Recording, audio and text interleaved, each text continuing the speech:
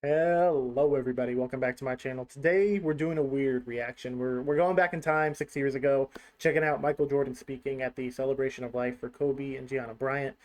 Recently I've been doing a deep dive on Jordan, Bird, Magic, all the legends of the past's career, and it finally connected to me just how valuable that Jordan Kobe relationship was.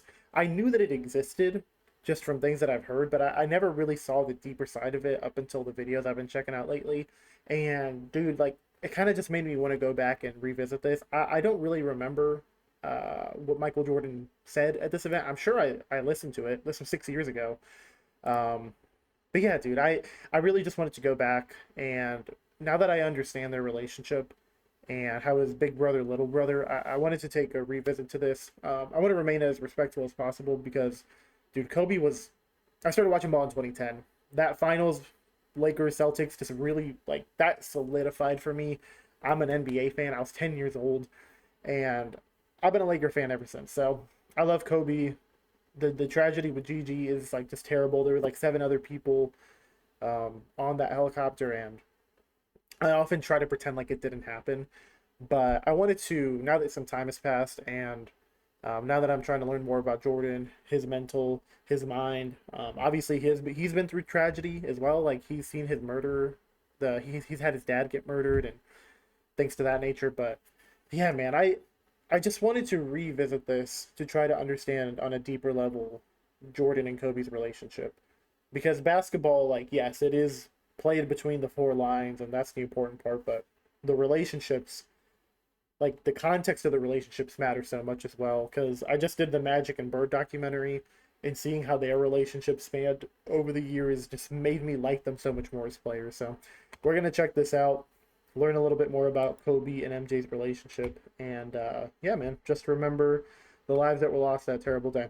In 1996, our next speaker faced an 18-year-old Kobe Bryant on the court for the first time. Midway through the game, while playing, Kobe asked him for tips on his jump shot. Kobe scored 33 points that game against his boyhood idol. Michael scored 36 and won the game too. Please welcome Michael Jordan.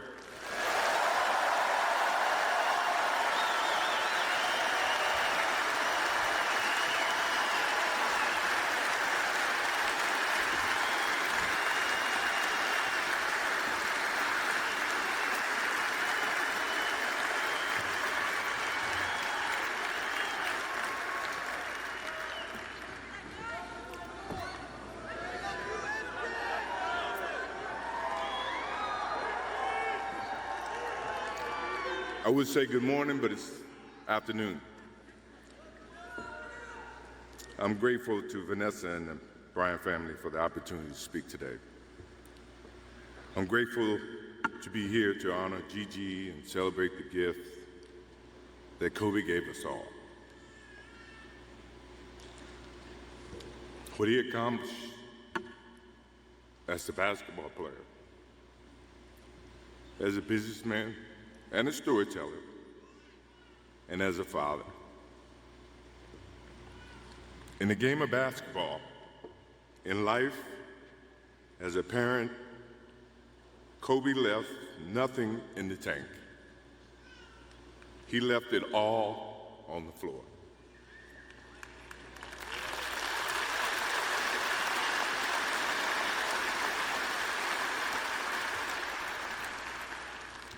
Maybe it surprised people that Kobe and I were very close friends, but we were very close friends.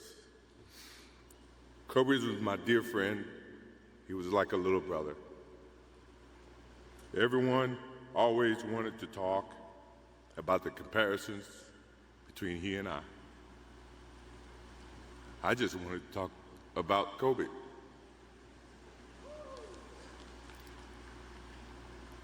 You know, all of us have brothers and sisters, little sisters who, for whatever reason, always tend to get in your stuff,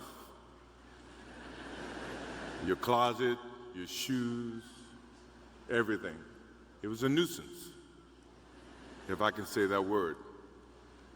But that nuisance turned into love over a period of time, just because the admiration that they have for you as big brothers or big sisters. The questions, they're wanting to know every little detail about life that they were about to embark on. He used to call me, text me, 11:30, 2:30, 3 o'clock in the morning, talking about post-up moves, footwork, and sometimes the triangle. At first, it was an aggravation. Valid. But then it turned into a certain passion. This kid had passion like you would never know. And it's an amazing thing about passion. If you love something, if you have a strong passion for something, you would go to the extreme to try to understand or try to get it. Either ice cream, Cokes, hamburgers, whatever you have a love for. If you have to walk, you would go get it. If you have to beg someone, you would go get it.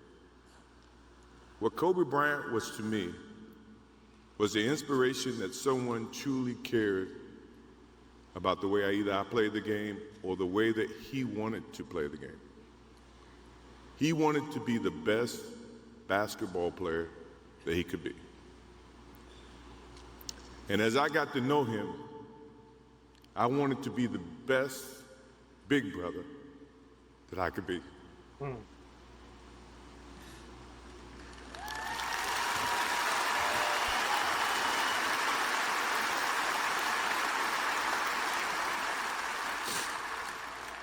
To do that, you have to put up with the aggravation, the late night calls, or the dumb questions.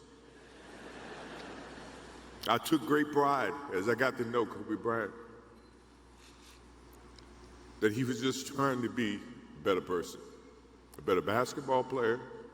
We talked about business. We talked about family. We talked about everything. And he was just trying to be a better person.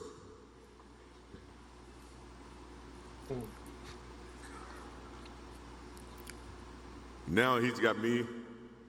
I'll have to look at another crime meme for the next.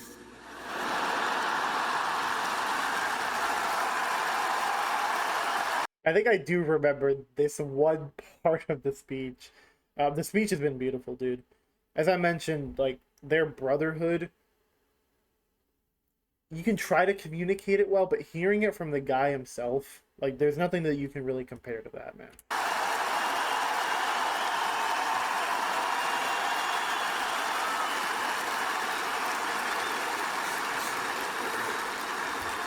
Dude, any funeral I've ever been to, any memorial service, like, this is the best thing the speaker can do, is try to bring a smile to the room, and he nailed it, dude. He even made Vanessa cry, or not cry. He made Vanessa laugh as well and smile. So big shout out to Jordan for being able to pull that one off.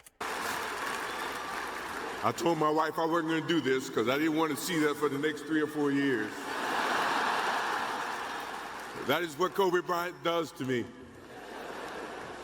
I'm pretty sure Vanessa and his friends all can say the same thing. He knows how to get to you in a way that affects you personally, even though if he's being a pain in the ass. But you ever have a sense of love for him in the way that he can bring out the best in you.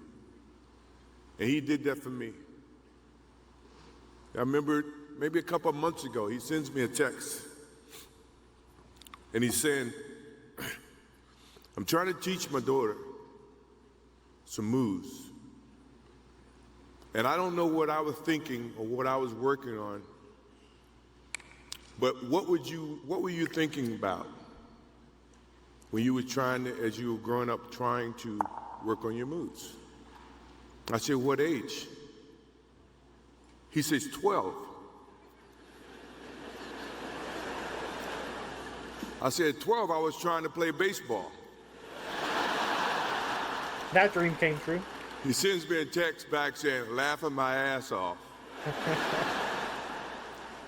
And this is at 2 o'clock in the morning. But the thing about him was we could talk about anything that related to basketball, but we can talk about anything that related to life. And we, as we grow up in life, rarely have friends that we can have conversations like that. Well, it's even rare when you can grow up against adversaries and have conversations like that. I went and saw Phil Jackson in 1999 or maybe 2000. I don't know when Phil was here in LA. And I walk in and Kobe's sitting there. And the first thing, I'm in a suit. First thing Kobe said, "Did you bring your shoes?" No, I wasn't thinking about playing. But his attitude to compete and play against someone he felt like he could enhance and improve his game with. To me, that's what I loved about the kid. Absolutely loved about the kid. No matter where he saw me, it was a challenge. And I admired him because his passion, you rarely see someone who's looking and trying to improve each and every day, not just in sports, but as a parent, as a husband. I am inspired by what he's done and what he shared with Vanessa and what he's shared with his kids. I have a daughter who's 30 who I became a grandparent. And I have 2 twins. I have twins at 6.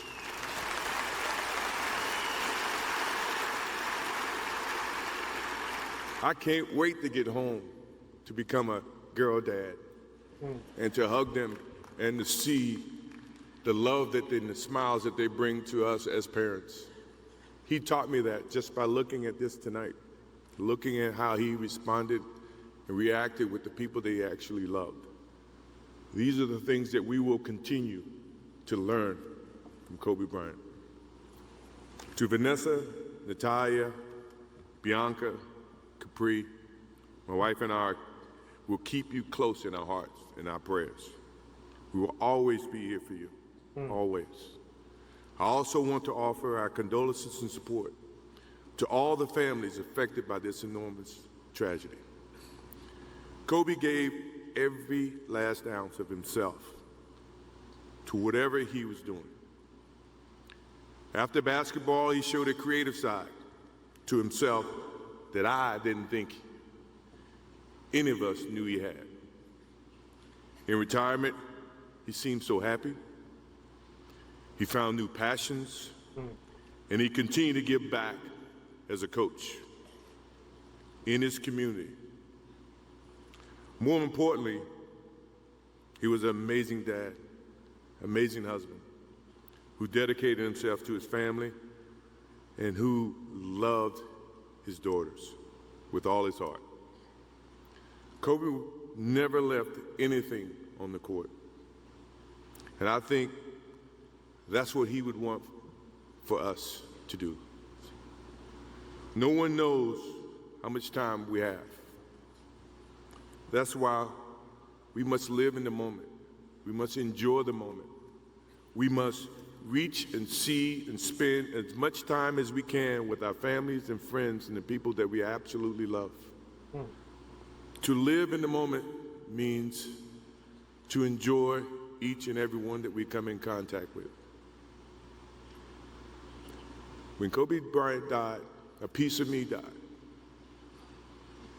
And as I look in this arena and across the globe, a piece of you died, or else you wouldn't be here. Those are the memories that we have to live with and we learn from.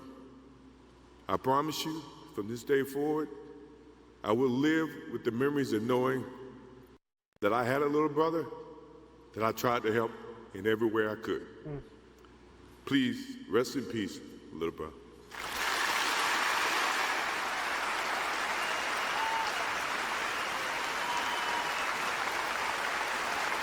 Bro, that actually got me teary-eyed, man. I'm not gonna lie. As I said, dude, I wanted to revisit this because I'm learning so much about Jordan. And Kobe he learned so much from him, and so much of the game comes from Jordan that I wanted to get a little more insight into that relationship. And man, that was hard to watch. I'm not gonna lie. It For someone who's been a basketball fan for 66% of my life at this point, maybe. No, that might be too much. Most of my life, over 50% of my life. Nothing has hit me this emotionally like Kobe's death. So I wanted to revisit it. I don't want to just keep pretending like it didn't happen, because it doesn't feel real. It still doesn't feel real. And I feel like people have done a great job of honoring him and keeping his legacy alive and keeping his name alive. So yeah, man, let me know what y'all think about this. I'm curious, like, what were your thoughts when this happened? And I don't mind reopening this wound, because at the end of the day, it happened, and I love the way that the community, the NBA community, came together to truly remember him and honor him. So big shout out to Michael Jordan on this one. It was really cool to get some more insight on their relationship. This 2 a.m. text, those calls that they had, talking about footwork and post moves at the age of 12. Like, that's the kind of stuff that just really sticks out, and it's really sweet. And I love hearing MJ talk. I feel like he's so well spoken. He really commands the room, dude. Like, he really gets everybody's attention in there. So big shout out to MJ. Big shout out to Kobe for getting me into the NBA, getting me to be a fan. And yeah, man, I'm gonna keep learning more about MJ, more about Kobe, more about their relationship together. Because I'm learning, dude, these relationships matter. Like the Bird and Magic relationship made me appreciate their games, their finals matchup so much more, knowing about that background that I watched through the documentary. So stuff like this is just a lot more impacting when looking back at old videos and old memories of MJ, of Kobe, of everybody. So thanks everybody for watching. I hope y'all have a great day. I'll catch you guys later. Deuces.